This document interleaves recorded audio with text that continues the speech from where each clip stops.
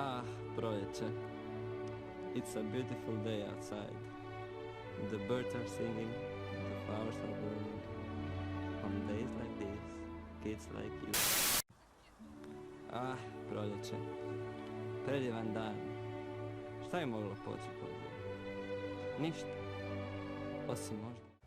Proljeće donosi alergiju. No srećo, imamo rješenje za vas. Maramice! Vjerojatno ste se pitali čemu sve služe maramice. Pa, sad ću vam pokazati. Prvo, mogu vam spasiti život.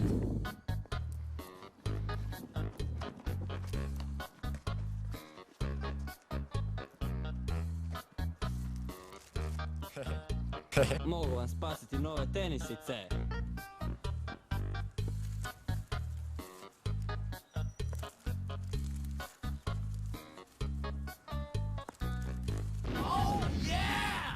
S maramicama možete brisati.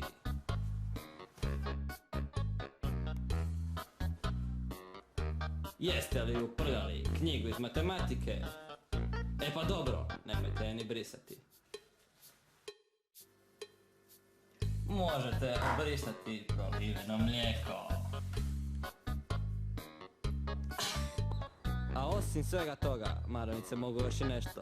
Mislim, to nije toliko bitno. Ali s njima možete brisati nos. Od sada više nikad nećete koristiti salvete. What the fuck?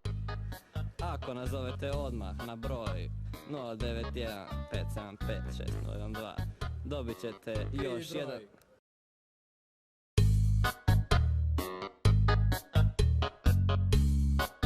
Alergija.